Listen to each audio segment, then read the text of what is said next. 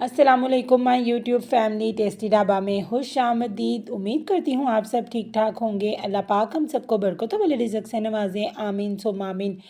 आज मैं आप लोगों के लिए जो खशखाश और इमली की एक ख़तरनाक सी रेसिपी लेकर आई हूँ ना, यकीन माने ये जो रेसिपी है ना वो आपको तमाम अचार तमाम चटनियाँ छोड़ने पर मजबूर कर देगी। इतनी मज़ेदार और इतनी खट्टी मीठी हमारी ये रेसिपी बनने वाली है। तो चलिए जी, बिना कोई देरी के अपनी रेसिपी का आगाज़ करते हैं। सबसे पहले यहाँ पे मैंने 1 टीस्पून सूखा धनिया ले लिया है। उसके साथ यहाँ पे मैंने 1 टीस्पून सौंफ ले लिया है और 1 टीस्पून खसखस ले लिया है। हाफ़ टी स्पून कलवंजी ले लिया है और 1 टीस्पून ज़ीरा ले लिया। आपने इन तमाम मसालों को ड्राई रोस्ट करना है और उसके बाद मैं आपको आगे बताती हूँ आपने क्या करना है। सबसे पहले एक पैन को चूल्हे के ऊपर रख के बिस्मिल्लाहिर्रहमानिर्रहीम ये तमाम मसाले डाल के तो इन्हें ड्राई रोस्ट कर लेंगे। आपने इनको बिल्कुल लो फ्लेम पे ड्राई रोस्ट करना है, तेज़ आंच बिल्कुल नहीं करनी। और ना आपने वीडियो को बिना स्किप किए लास्ट तक देखना है ताकि आपको पता चले किस किस स्टेप पे कौन कौन सी चीज़ शामिल करनी है। क्योंकि ये जो रेसिपी है ना ये बहुत ही ज़्यादा मज़े की है। तो लेकिन हर एक चीज़ का फ्लेवर बरकरार रखने के लिए ना हमने उसको स्टेप बाय स्टेप शामिल करना है। अगर आपने कोई भी स्टेप आगे पीछे कर दिया ना तो जो आपकी ये अचारी चटनी है ना मज़ेदार सी खट्टी मीठी सी, ये फिर मज़े की नहीं बनेगी। इसलिए आपने तमाम स्टेप्स को उसी तरीके से फॉलो करना है जिस तरीके से मैं आपको बता रही हूँ और बिना स्किप के वीडियो को देखना है। ये देखें माशाल्लाह कितना खुशबूदार और खुश जायका सा हमारा जो मसाला वो तैयार हो गया। इसे ठंडा होने रख देंगे और यहाँ पे मेरे पास 1 कप हरा धनिया और 1 कप पुदीना है। इसको भी ना ग्राइंडर में ना हम लोग दरदरा सा पीस लेंगे। उसके बाद अपने प्यारे से पैन को फिर से चूल्हे के ऊपर रखेंगे और इसमें सिर्फ़ और सिर्फ 3 टेबलस्पून ऑयल के डालने हैं। यानी बहुत कम ऑयल में हमारी ये चटनी जो है वो तैयार हो जाएगी, ये रेसिपी। तो इसके अंदर हमने 4 से 5 मैंने लहसुन की कलियों को ना बारीक बारीक हाथों से ही ना चॉप कर लिया था, बिल्कुल बारीक से स्लाइसिस सा। तो आपने बस इस लहसुन को तब तक पकाना है जब तक इसका थोड़ा सा कच्चा पानी ख़त्म हो जाता है, यानी तकरीबन 1.5 से 2 मिनट तक। इसका हल्का सा कलर भी चेंज हो जाएगा और इसका कच्चापन ख़त्म हो जाएगा। बस तब तक आपने इसे फ्राई करना है। आपने इसमें जो सारी चीज़ें डालनी हैं उनका जो क्रंच है ना वो ख़त्म नहीं होने देना, यानी पता चले कि हमने कौन कौन सी चीज़ इसके अंदर डाली है।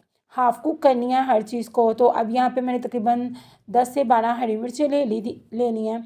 तो आप अगर हरी मिर्चें चाहें तो कम ज़्यादा कर सकते हैं। बाकी सारे जो स्पाइसेस और चीज़ें हैं ना वो आपने एज़ इट इज़ डालनी है। तो ये हरी मिर्ची हैं, इनको भी आपने कलर चेंज होने तक के लिए ना इसके अंदर फ्राई कर लेना है। लो आंच करके आपने ये सारा प्रोसीजर करना है और हरी मिर्च को आपने तब तक फ्राई करना है जब तक इसका ना ये जैसा ये कलर आ गया ना वैसा कलर इसका चेंज नहीं हो जाता। बस आपने इस तरह का कलर आने तक के लिए इसे फ्राई करना है, क्योंकि बाद में भी और चीज़ें शामिल करने तक भी ना इसे फ्राई होते रहना है।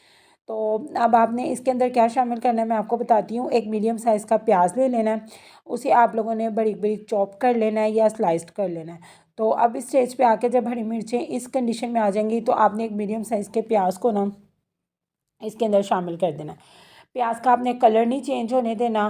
बस एक ट्रांसपेरेंट सी शक्ल जब इसकी आ जाती है ना बस तब तक के लिए आपने अपने प्याज को इसके अंदर फ्राई करना।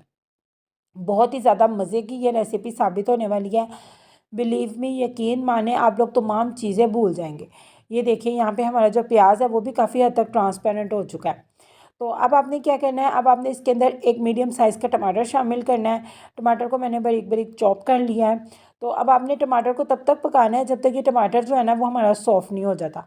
बस उस टाइम तक आपने इस टमाटर को ना पका लेना है। ये देखिए माशाल्लाह इस फॉर्म में जब ये आ जाएगा तो इसमें आपने 1 टीस्पून नमक का शामिल करना है। नमक आप अपनी मर्ज़ी से कम ज़्यादा कर सकते हैं।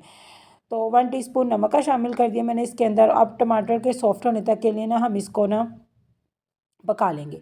ये देखिए माशाल्लाह काफ़ी हद तक टमाटर भी सॉफ्ट हो गया है। अब इसमें हम हरा धनिया और पुदीना जो हमने ग्राइंड करके रखा था थोड़ा सा ना दरदरा सा है, ये मैंने बिल्कुल इसका पेस्ट नहीं बनाया। अब वो इसके अंदर शामिल करेंगे और इसका पानी ड्राई होने तक के लिए ना इसे पका लेंगे। और इसी बीच अगर आप मेरे चैनल पे भी नए हैं तो प्लीज़ मेरे चैनल को सब्सक्राइब कर दीजिएगा और वीडियो अच्छी लग रही है तो इसे लाइक और शेयर भी ज़रूर कीजिएगा। अपने फ्रेंड्स और फैमिली में इस वीडियो को ज़रूर शेयर कीजिएगा ताकि वो लोग भी इस रेसिपी को एंजॉय कर सकें। तो अब देखिए यहाँ पे जो है हमारा हरा धनिया और पुदीना काफ़ी हद तक ना इसका पानी सूख गया। अब 2 से 3 टेबलस्पून आपने इसमें दही शामिल करनी है। दही इसमें क्या काम करेगी, एक बहुत ही मज़ेदार सा ना फ्लेवर लेकर आएगी। तो अब आपने दही का पानी ड्राई करना है। तो आपने चैनल को सब्सक्राइब भी ज़रूर करना है और बेल आइकन को भी प्रेस कर देना है, ताकि आप मेरी तमाम नई आने वाली वीडियोस आपको सबसे पहले देखने को मिले और आपके सपोर्ट की वजह से मुझे भी और नई वीडियोस बनाने की मोटिवेशन मिल सके। Thank you. तो अब यहाँ पे देखिए हमारा जो दही का पानी है वो भी काफ़ी हद तक खुश्क हो चुका है, ड्राई हो चुका है। तो अब हम इसके अंदर क्या शामिल करेंगे, वो जो हमने अपना प्यारा सा खुशबूदार सा मसाला बनाया था, सौंफ का, खसखस का, कलौंजी का, ये सारा का सारा जो हमने दरदरा सा पीसा है इसके अंदर शामिल कर देंगे। बिलीव मी, ये बहुत ही मज़ेदार सा मसाला तैयार हुआ है और जब मैंने इसको पीसा था ना, तब से इसकी खुशबू पूरे किचन में फैल गई थी। इतना मज़ेदार सा ये मसाला जो है ना वो हमारा तैयार हुआ है। अब ये देखिए का बहुत हद तक पानी, बल्कि काफ़ी इसका ख़त्म हो चुका है, पानी ड्राई हो चुका है। तो अब आपने क्या करना है, फ्लेम को कर देना है ऑफ और इसके अंदर ये इमली का पल्प शामिल कर देना है। ये मैंने 2 टेबलस्पून इमली को गर्म पानी में भिगो दिया था, हाफ कप पानी के अंदर। तो इसका अब मैंने पल्प निकाल लिया। जब आपने ये पल्प शामिल कर देना है तो आपने फ़ौरन से पहले आंच को बंद कर देना है। आंच बंद करके ही आपने ये पल्प शामिल करना है। तो चलिए जी, अब अपनी जो प्यारी सी चटनी है उसके फाइनल लुक की तरफ चलती हैं, अपनी खट्टी मीठी सी चटनी की तरफ। मैं यहाँ पे इसे मिट्टी के प्याले में सर्व कर रही हूँ, जिससे जो इसकी लुक है वो बहुत ही ज़्यादा प्यारी हो जाएगी। तो ये देखें माशाल्लाह कितनी क्रीमी टेक्सचर की हमने दही इसीलिए डाला था कि ना ये इसमें क्रीमी फॉर्म भी आ सके हमारी चटनी में। और यहाँ पे जो लास्ट में हमने इमली का पल्प डाला अपनी चटनी में, उसने तो हमारी चटनी को 4 चांद लगा दिए। यकीन माने इतनी खुशबूदार और इतनी खट्टी मीठी सी हमारी ये चटनी तैयार हुई है। मेरा नहीं ख्याल कि आपने ये चटनी पहले कभी देखी होगी। इसका टेक्सचर चेक करें कितना ज़्यादा प्यारा आ रहा है। और ये पानी नहीं है जो इसके अंदर है, ये इमली का खट्टा मीठा सा पल्प है जो इसकी शेल्फ़ लाइफ में भी इजाफा करेगा और इसका जो टेस्ट है ना उसको भी डेवलप करेगा। तो आप लोगों ने क्या करना है, इस रेसिपी को ज़रूर ट्राई करना है और अपने फ्रेंड्स और फैमिली में भी इसे शेयर करना। और दुआ में याद रखिएगा, अपना बहुत ज़्यादा ख्याल रखिएगा। अल्लाह हाफिज़।